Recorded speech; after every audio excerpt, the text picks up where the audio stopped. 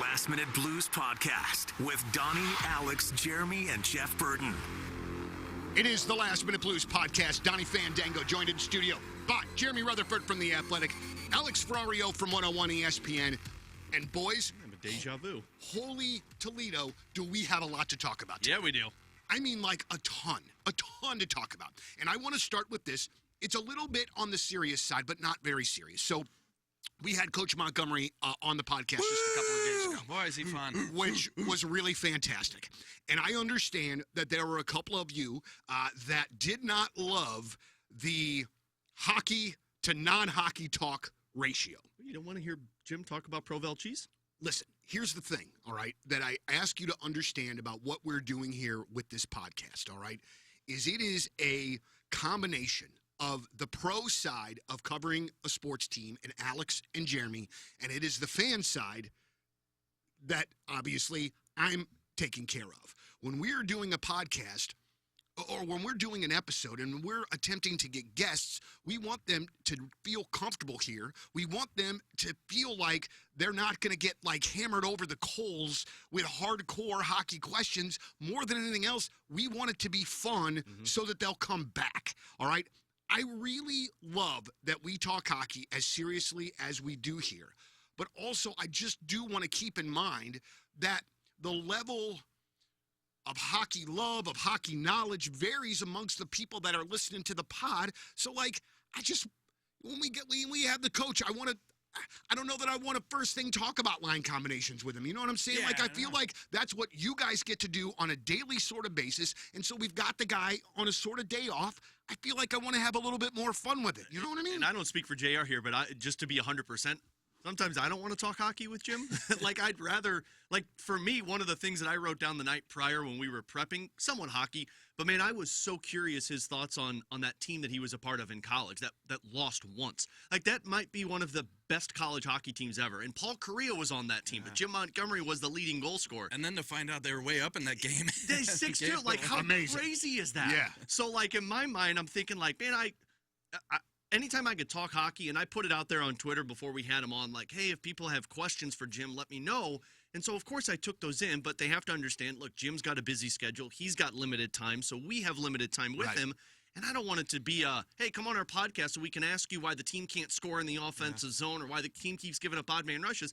Because guess what? Then you won't get Jim Montgomery on the podcast ever again. Yeah, and let me tell you, seeing all the different outlets that have him, whether it be the Fast Lane or he does a press conference after practice or we had him on the podcast, sometimes these players and these coaches, they'll get asked the same question about 7-8 times in a 24-hour period. Yeah. And so when you start to go down, so what do you need to tell us about Robert Thomas and Pavel Buchnevich and some of these other guys? It's like, okay, then they do get a situation, Donnie, like you're saying, yeah, I don't know if I really want to go back on and talk about that stuff again. I'm already talking about it 5 or 6 times. Now this podcast in his head is, hey, these guys talk music. These guys can talk life and then talk hockey, which is a little bit more fun, hopefully. And speaking of which, he texted me and said, love the rock questions. Love it. Yeah. So, Donnie, you got it. And, like, the thing about it is when you – and listen, and he answered all of our hockey questions phenomenally, exactly how you would want him to. But when he's talking about music, you could hear it kind of go to a different sort of level of excitement. You know what I'm saying? So, like, pardon me, I just want us to find a balance of those two things. And just so you guys know, that's why we did it the way in which that we did it. For sure. All right? For sure. Now, moving on. 4 nations. Hell yes. like, hell yes. I told you guys last time. So, all right, there'll be hockey to watch while the Blues are on break. I'm sure that there'll be some good games and some fun sort of storylines, but nothing. It absolutely captivated me for the last couple of weeks. They did a great job. Yeah, I actually have to correct myself. When you asked me before the tournament started, you said out of a scale of 1 to 10, how excited were you? I said a 7. I'm like a 12 now. Right, that was an incredible tournament. And like to have it end, and I think we all kind of knew it was going to end with USA versus Canada, but I thought maybe Sweden would have been a little bit more competitive than what they were. But, man, I think for some people that you didn't get the fights in this championship game like you had in the first meeting between the two, but I personally didn't expect the fights to happen at all. You had a couple of guys that were already dinged up, and personally, like you mentioned on the last episode, JR, you you can't afford to have certain guys in the box for 5+ minutes. And like this one meant something. Not that the other one didn't, because that one solidified USA getting into the championship game and they didn't have to worry about it. But that one, if you lose, you're like, okay, we could still get there. But you're setting a tone. This one, no tone needed to be set. You needed to win. Now, unfortunately, Canada still was dominant, which good for them. I think that felt more for me of USA didn't play to the level that they played the first time they met up. Not so much Canada dominated, if that makes sense. Yeah, well, I talked to a few people that didn't have a great time at the tournament. They were all from Finland, but that makes sense. It was a 3 nations tournament. Yeah, it's kind of a 3 nations tournament there. But what a great championship. You talk about the U.S. and last night they didn't measure up. Man, Matthew Tkachuk, son of a gun. Didn't play past the second period. Yeah, and I'm not saying that if he's healthy and he's in there, they win the game. But you just want all your horses, right? And he was such a big part of that. And you didn't have Charlie McAvoy too. That's a big. Who was thing. a big part Remember of it. his hit on McDavid in that first game. So, and we're not making excuses here. Yeah. Canada gets the goal and they win after some tremendous saves, which I'm sure we'll get into by Jordan Binnington to kind of keep that thing going before McDavid gets it. But just big picture, great tournament. I realize it is what it is. It's a one-off. Like they wanted some best-on-best competition. Sidney Crosby's getting old. How much longer is he going to be able to play with Connor McDavid? You had to get something on the books. It turned out great. We may never see it again, but we're going to see it in the form of the World Cup of Hockey and the Olympics every other year, starting next year. Sorry, Donnie, fun quick story, because I was watching it with I kept my 4-year-old up last night to watch with me. Bad dad. Yeah, terrible dad, let me tell you. We went to bed still at 9:30, which was good enough, but my wife was standing there with us as well, and so McDavid scores, they're all celebrating, Crosby takes his helmet off, and, I'm like, that's Sidney Crosby. It's like one of the best players. And my wife goes, that old guy? Because he's got all the gray hair. And I go, yeah. I said, he's still old, but he's still probably one of the best players that's playing in the game today. She goes, oh, that doesn't check out. Well, and truly, I mean, when we can talk about this at length, but the U.S. didn't have Quinn Hughes, which would have made a huge difference. Even though Sid the Kid played, they were saying something during the broadcast last night about they don't think that he can, take a shot or something along those lines because of something that's going on. I think it's a shoulder-arm issue, they said. Yeah, what kept him potentially out of it. So this just, and I was talking to somebody about this morning in the break room here. This just gets me so keyed in for the Olympics next year. Oh, my Lord, baby Jesus. It is going to be something else. Here's my only thing is, a lot of people are talking about this 4 nations, and it's going to grow the game, and it's a unbelievable tournament. Casual hockey fans are tuning in. Now they're going to want to watch hockey. Well, I don't want to be the bearer of bad news, but if you're a casual hockey fan and you just watch those games the past couple nights and then you tune into Nashville versus Calgary next week, I don't know that you're going to, this is great. Hey, this is not the same game that I was watching just a couple of days ago. What is going on? Could you imagine Connor Hellebuck coming off of that disappointment and then being like, oh, I got to go suit up to play against the Blues on Saturday Like, legit, night? what if it was Hellebuck Binnington tomorrow night? Yeah. Or what day are we? Is this Friday? Yeah. What day is it? Yeah, it is tomorrow night. So it's not going to be, but I'm just saying. If No, it were, but seriously, though, think about the players that are coming off of that high, like Nathan McKinnon. Now imagine having to come back and be like, cool, we got to suit up against the Chicago Blackhawks tonight. Yeah. Like, what are we doing?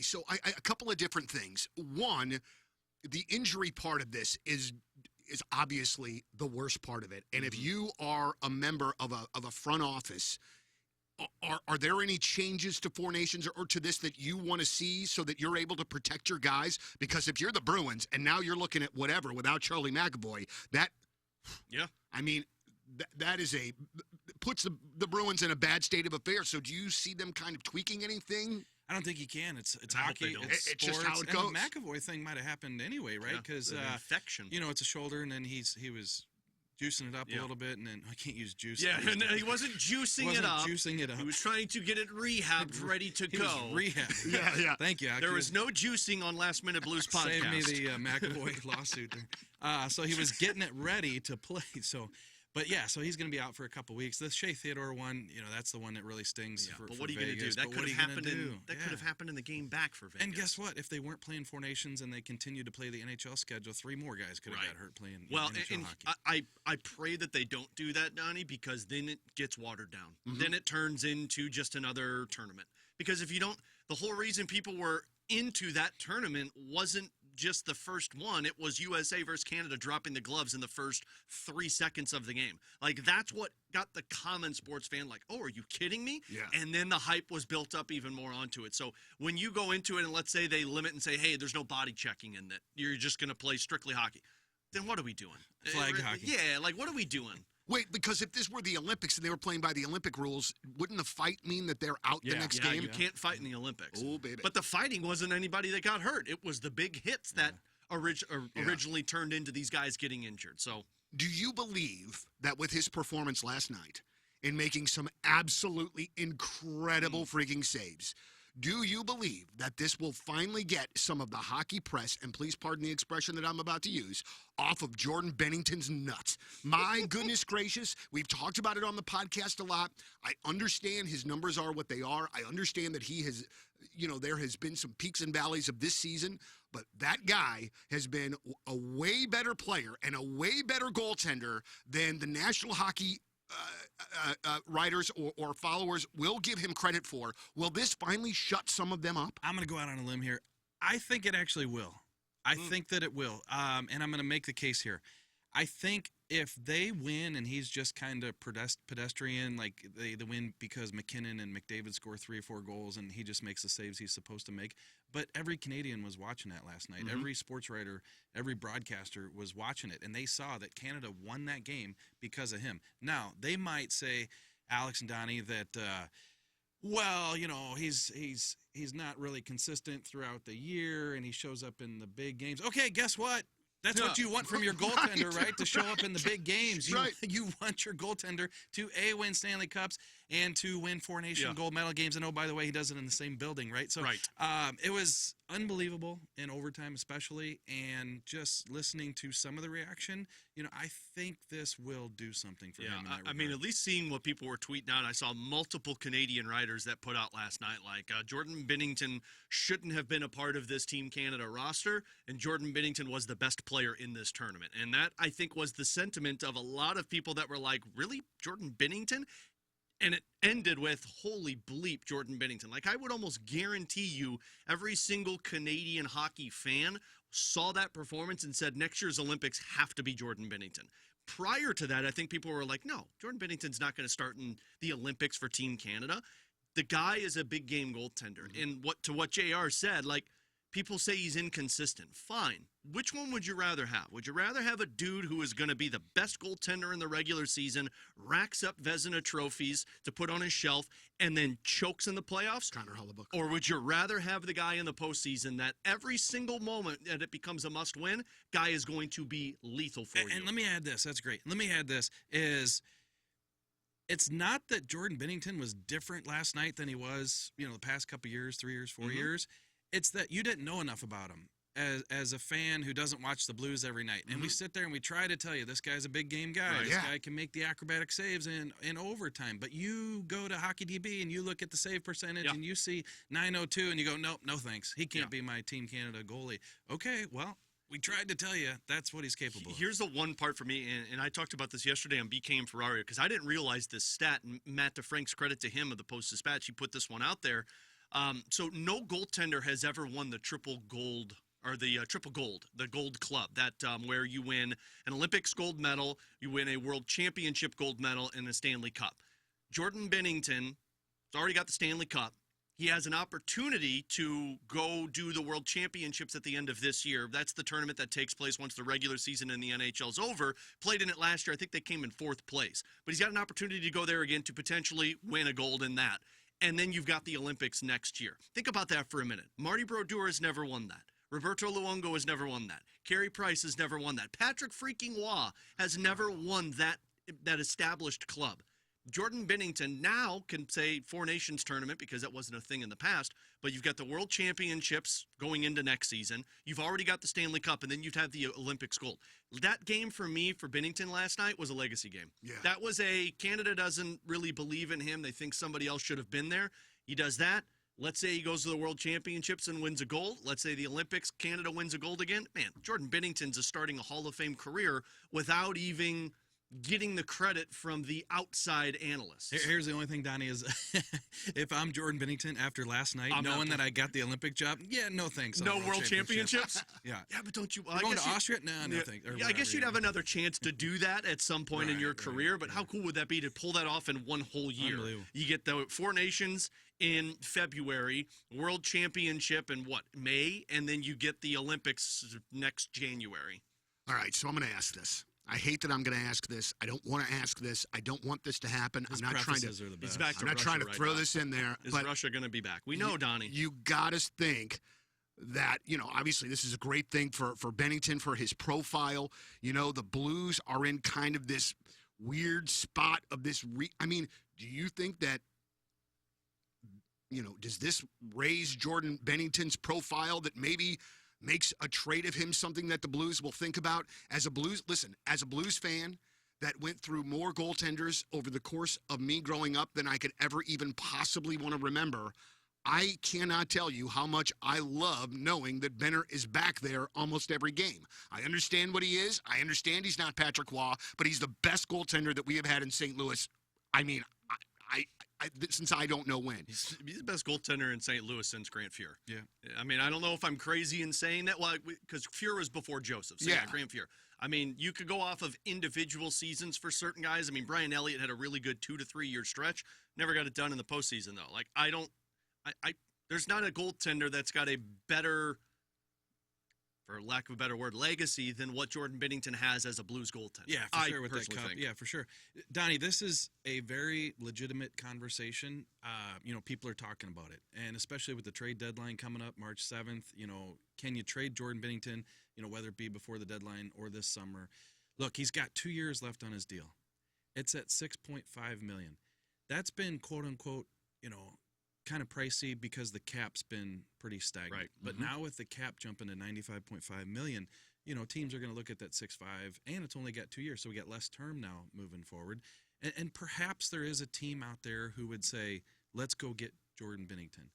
But I come at it from a historical perspective in talking to people, goalies, in fact, and broadcasters. Darren Pang, I've had this conversation with him, that goalie trades don't happen a lot, right? We don't see a ton of it. Feels like there's been some this past year, but a Logan lot of Thompson's probably the first one. one that I can think of, but that was 2 third-round draft picks that he was traded for. Yeah, and so there's a number of things that factor into this. 2, is there a team out there that wants Jordan Binnington? 2, they don't happen a lot, these goalie trades. They certainly don't happen at the trade deadline. We saw what happened with Ryan Miller. He comes in here, and everybody looked at that and said, that's why you don't do it, because the chemistry trying to adapt to a different goalie down the stretch just doesn't work. And the third thing here is Doug Armstrong has been crystal clear that he wants to remain competitive throughout this retool. And the Blues, behind Joel Hofer, don't have much in the way of goaltending right now. So, yeah, you can bring somebody in who can be a tandem with Joel Hofer, but are they giving you what Jordan Binnington's given? If Jordan Binnington's giving you saves and keeping you in the wild card conversation, that's good for the Jake Neighbors, the Zach Boldukes, the Snuggerudes coming in, these guys. So, yes, it's going to be a huge topic probably the next couple of days in terms of, do the Blues want to move Jordan Binnington, and if so, what's the market out there? I don't know that the market is going to yield what Blues fans are going to see as a worthwhile trade when you're talking about giving up Jordan Binnington. That's where I'm at. Do you believe, if you're down that path, Donnie, where it's like you got to trade Jordan Binnington while his stock's high? Me personally, I'd say his stock was higher last year than it was this year, but understandable. Are you going to get in return for Jordan Binnington what makes you a better team this year and next year? Because I brought up Logan Thompson. He was traded from Vegas to Washington in the offseason, which, mind you, offseason. 2 third-round draft picks is what you acquired for him. Roberto Luongo is the last big-time goaltender that I can think of that was traded. But again, in the offseason. You know what he was traded for? A 31-year-old Todd Bertuzzi. That's what happens. In a second-round draft pick. Guys, John Gibson has been asking for a trade for the last 7 seasons in the Anaheim Ducks organization. You know why he hasn't been traded? Because Anaheim values him highly, and the other teams aren't willing to pay what Anaheim wants for it. At least that would be my perception from the outside. So how is trading Jordan Binnington for, let's say, if you think his stock is high, let's say a second-round draft pick and a prospect that's playing in juniors hockey right now, how does that make you a better team for next season? Joel Hofer's getting your starts. That's great. But does anybody believe, and this isn't a shot at him, I still think he's young. Does anybody believe Joel Hofer's ready to start 50 games for you? No. So now you're not going to be able to play him 50 games. Maybe it's 35 to 41, half the season.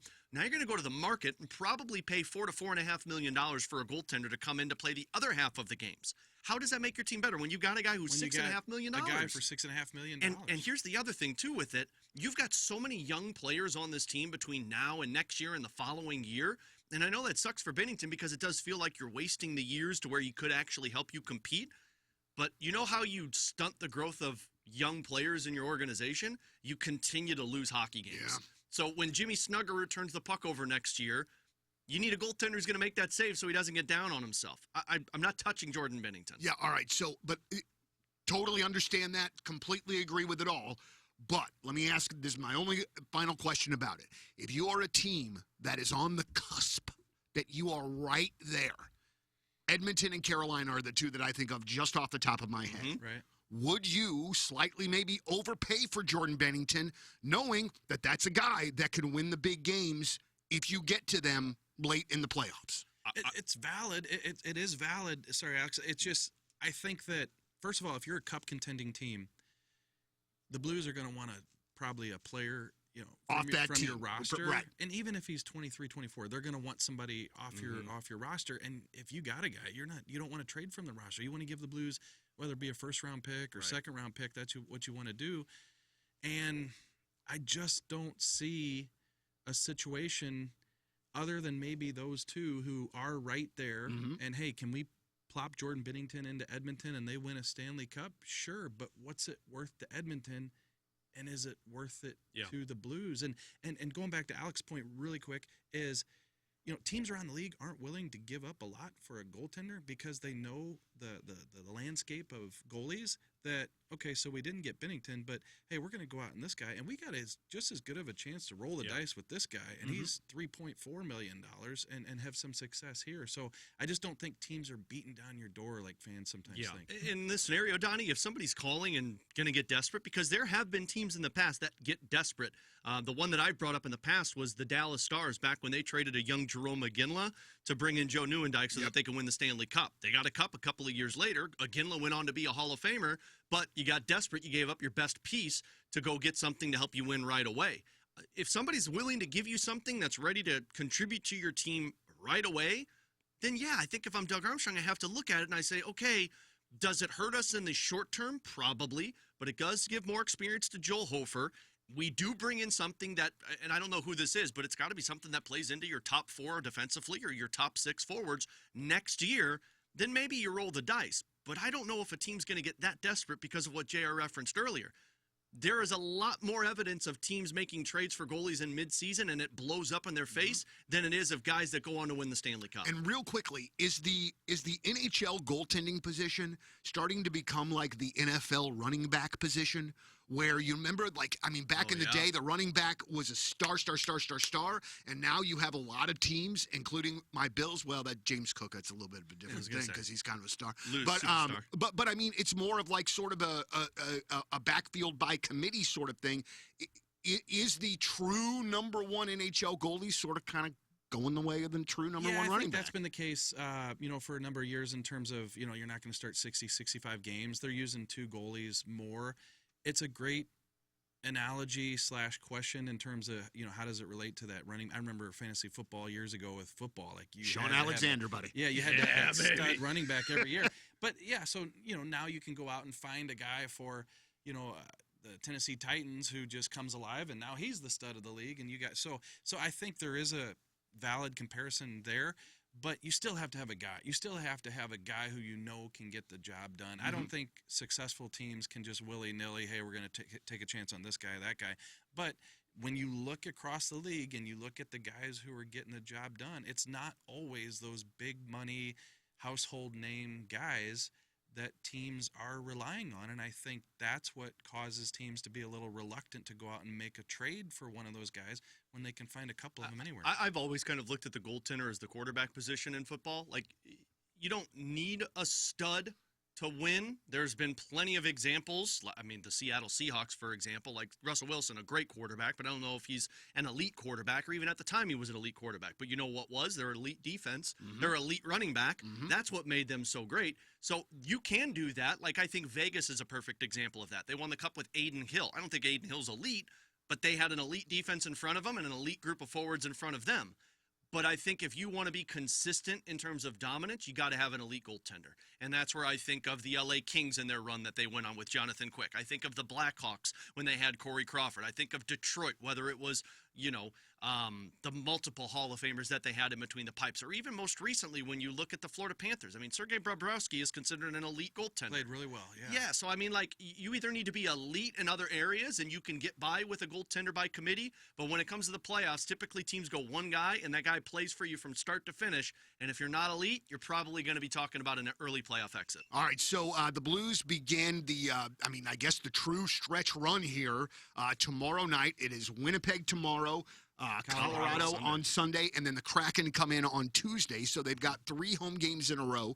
A couple of things here that I want to ask. One, I have been, for whatever reason, during the Four Nations, I've been sort of removed from the NHL rumor mill. And I was going to ask you guys, actually, Alex, yesterday, I was going to specifically ask you in the office about some trade rumors, but I've thought it would be a little bit more fun if we talked about them here without, Makes a lot of sense. Without me having a frame of reference so that I can make my terrible faces when it's something that I don't particularly like. Save the content for the air. But what rumors are you guys hearing specifically about Blues players? Is the Braden Shin one heating up at all? Is there anything out there? Because to me as a Blues fan, I have a feeling that maybe there might not be a lot of interest in a lot of our guys, like you're saying, JR, and I'm just wondering if this trade deadline, there might not be a whole heck of a lot going on, which is something I thought you said on the last podcast. Can I do, before you answer, please. I do a little disclaimer here, because this is just like a sports writer pet peeve with... Are you disclaimer What did I because do? of the No, juice not you. comment No, earlier?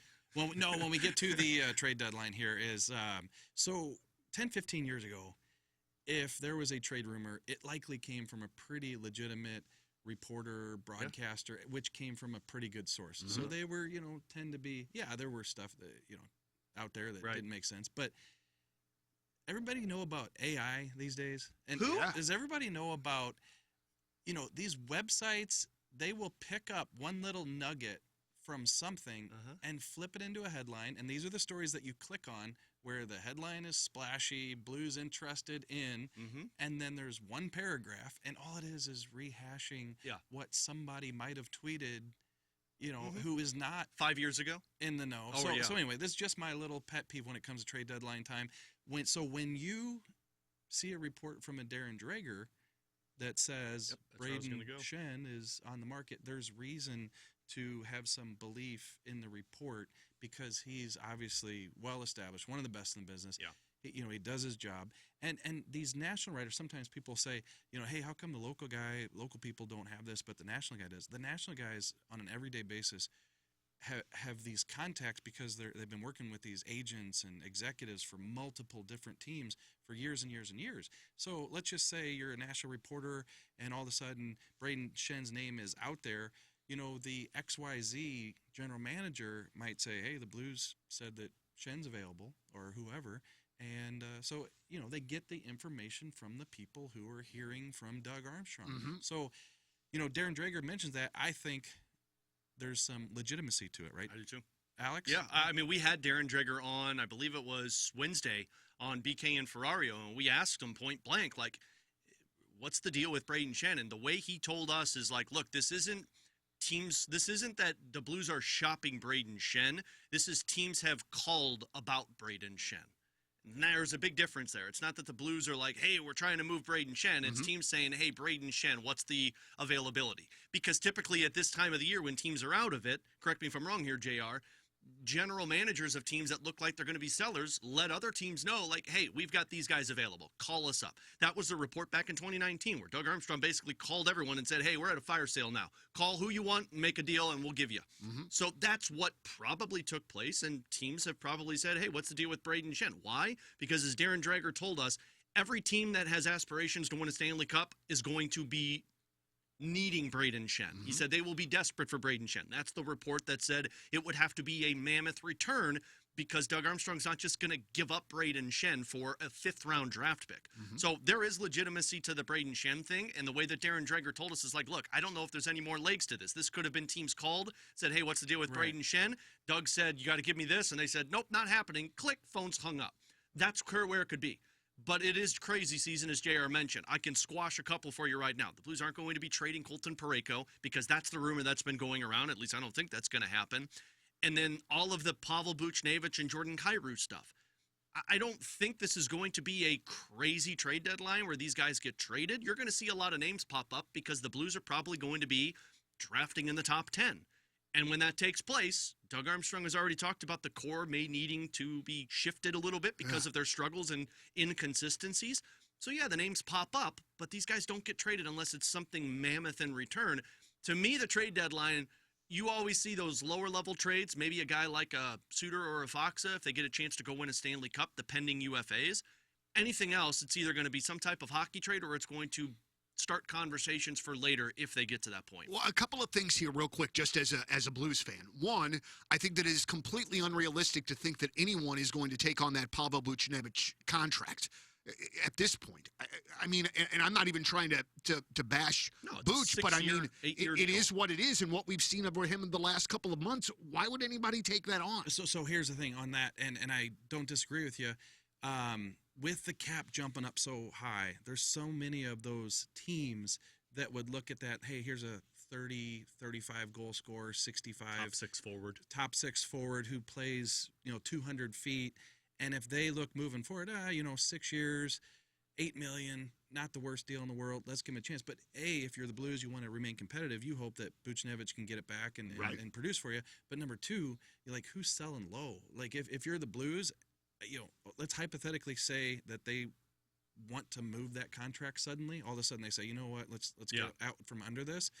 Like, he's not playing well this year, and you're going to move him and take pennies on the dollar for Pavel Buchnevich when he's not playing well? That's what doesn't make sense. Well, and again, look back at it. He had a better year last year at the trade deadline, was a pending UFA, and he was, at least in the rumor mill, of potentially getting moved. And when Doug talked at the end of the trade deadline, he said, people called, and nobody gave us the package that we felt was worth Pavel Buchnevich. So if they weren't going to do that for it wasn't a pending UFA. He had 1 year left on his deal, but he was closer to a top six forward last year than what he's been this year, and the teams weren't willing to match the offer there. What makes you think a team's going to match the offer that's going to make this team? Again, any trade that the Blues are going to make has to make them better for the end of this season and next year. You're not trading Pavel Buchnevich for a second-round draft pick. All right, but then, guys, I'm thinking not the same scenario with Buch and Kyrou, but I feel like Kyrou has had, I don't know, the best season that I have ever seen him play. Yeah. And so I know that his no trade or no movement kicks in this summer, but I feel like he's a guy now that you got to hang on to, unless, again, like you're saying, you're blown away with some kind of offer, right? I'm not crazy. Yeah, no, I think that's the case, right? I think you're spot on, and that's why I look at these. That's the difficult part that the Blues are in right now, because the core that they have in place, Robert Thomas, Jordan Kyrou, Pavel Buchnevich, these are the guys that are going to be here for the long term. All three of those guys, you can't show me a trade that realistically can get pulled off that makes you better right away. Jordan Kyrou has taken the step in the right direction. As JR mentioned, if you're the Blues, you're probably hoping, like, look, this is a down year for Robert Thomas and Pavel Buchnevich. We expect them to bounce back next year. Think of what both players have gone through this year. Thomas's injury, who I'm sure is probably still nagging him, and then Pavel Buchnevich, who started the year as a centerman and then was pushed back to wing, has gone through two coaches. Like, there's been no consistency with it. So you're hoping that there's a bounce back. Do you keep the phone lines open in case somebody calls like the Colorado Avalanche did, and they said, we'll trade Mikko Rantanen to the Carolina Hurricanes, and the Carolina, wait, what? Yeah, you keep the phone lines open, but Kyrou has pushed himself, in my opinion, into the core conversation. Thomas is already there. Pavel Buchnevich, the struggles, my hope is that you get back to it. It's going to be really difficult to envision a trade at the trade deadline because those trades don't typically happen. Those big hockey moves happen in the offseason. So, guys, and this is probably, just sort of a sort of thing to say, but over the course of the next 6 weeks or however much is left in the season, you want to start to see the consistency that my God, Montgomery has been talking about since the second that he walked in the door. I mean, what are you guys looking for here in these last 6 weeks? I don't think that we should expect a miracle. You know, man, like, I don't mean to be rude, but I mean, the team kind of is what the team is at this point. I mean, I think we're 500. I saw a lot of miracle Herb Brooks clips last night, so I don't know, Donnie. The mindset is a little bit of miracle. Well, that's okay, but I mean, I just don't want to, again, for about the 37th time this season, get my hopes up that they're going to go on a run and that they're going to go after the second wild card spot. I mean, I feel like it is what it is at this point, right? No, here's what. And I know, Jim, if people didn't listen to the podcast the other day, we talked to him about what do you want to see down the stretch, and he told us, you know, the consistency / you know, people who want to play Blues hockey and make this city and make this organization proud. I think that's what it comes down to. Like, if you want to be a part of this thing moving forward, and I think fans, Doug Armstrong, everybody thinks this can be a good team in a couple years, show me you want to be a part of this thing. Like, if there's 26 games left, don't just show up for 18 of them. You know, like, show up for 26 of them. And if you fall 8 points short of the playoffs, you know, let Doug do his thing this offseason. And, hey, if you come back with a Binnington in net and a Buchnevich and a Thomas and a Kyrou still on the team and a Snuggerud and a Dvorsky on the roster and a Lindstein and a Stenberg and those guys on the way, sure, that's not going to, you know, be exactly the roster in a year or two. You know, there's going to be some changes. But if that's what you come back to next year, you know, we knew that this was a retool. You know, I think you can still be excited about that group. But, yes, there's going to be changes. Yes, I know there's fans out there that want to see one of the core guys go, or maybe they want to trade Binnington now that the stock is high, or they're still down on Kyrou even though he's playing well and want to ship him out. Like, they still have a good situation here. But bottom line, last 26 games, you want to see people who want to be a part of this thing. Yeah, that's the bottom line. I think for me, just to piggyback off of that, because it's a great point by JR, you want to find out who's the passengers and who are the drivers. And I think that's going to be the biggest thing for this team. And frankly, from the front office, that's how I'm evaluating it. The passengers are the guys that aren't doing what Jim Montgomery has talked about, waiting for plays to develop on the ice, avoiding those body checks, avoiding the opportunities to get the win. And then it's the guys that go out there and that commit to it. I think the biggest thing is going to be, like, do you start to see some consistency from the start of hockey games? Because that's been a narrative for the last 3 years that the starts have been slow. It's so damn annoying, man. But that's where the consistency starts. Yeah. Like, do you start from there? Do your top players play like your top players every single night? And then it's the development of the other guys. You know, do you see the continuous progress for guys like Holloway, for Broberg, for Jake Neighbors, for Zach Bolduc? Because those are the guys that have to be drivers next season if you miss the playoffs this year. And then I think what a lot of Blues fans are going to be anticipating is what happens with those younger players, the Dvorskys, the Snuggeruds. What's the rest of their season look like, and do they get a sniff at the NHL level? All right, couple things here real quick, NHL-wise in closing. One, is Connor Hellebuyck going to run out of gas again this year before Winnipeg, and a team that has really, I mean, almost wire to wire so far, been the best team in the league? Do you think that this is the year that Connor Hellebuyck can get the Jets into the finals and maybe even win a cup? Does it snow outside in the winter, Donnie?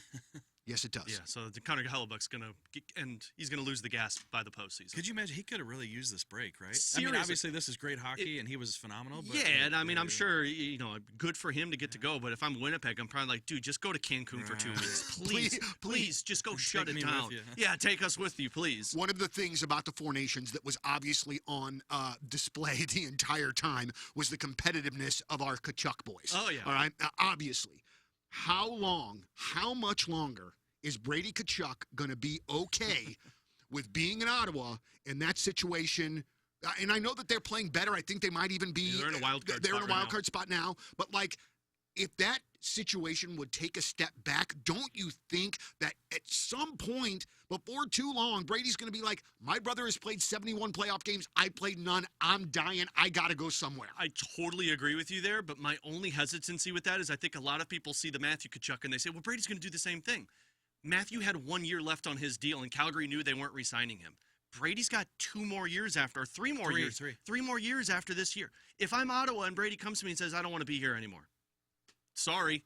You shouldn't have signed the You contract. shouldn't have signed this. Yeah. You're our captain. We need you to survive. Yeah. Yes, we missed the playoffs, but we're going to get there next year. So, I mean, I get it. Brady's probably, he's going to want out. He's going to want to get to go for a playoff run. I think I even asked Julian McKenzie that of The Athletic when I had him on for one of our pregame shows. He's like, the Kachuk narrative is always going to be there unless they're in the playoffs because they want to play for the Stanley Cup, especially with Brady. But if I'm Otto, I'm not trading you. Yeah. I'm not trading you unless you're going to give me a haul back that maximizes what Brady Kachuk is. You're right. The only thing is that if you once you get closer to that 3 years, the end of the contract, then he's going to have the leverage. But if you're Otto, well, you say, well, I got 2 more years before that final year. So we're not there. We're not there yet. But Mm-hmm. as you get there closer and say, okay, well, you are going to sign somewhere else. Yeah. Okay. I think once you get to that final year, get off season before his final year, that's where if you're Otto and we've missed it. Look, let's see what we can get right now. And Ottawa did just get Omar, and I mean they're trying to build that team. I don't know, man. It's just me trying to get a Kachuk. I think everybody wants the Kachuk. That's just that. I've never heard honest. this story. Yeah, I was going to say who? Who are the Kachuk boys? All right, guys, have we covered everything? That was a pretty decent sized podcast. I mean, if you were a little bummed out on the lack of hockey in the last podcast, we more than made up for it on this one. So I think we got all bases covered. All right. For our homie Jeff Burton, who we miss so very much, and who would have absolutely flipped his lid at this Four Nations tournament. Jeremy Rutherford from The Athletic, Alex Ferrario from 101 ESPN. I'm Donnie Fandango. Thank you as always for listening to the Last Minute Blues podcast, and let's go Blues. The Last Minute Blues Podcast. Hear more at 1057thepoint.com.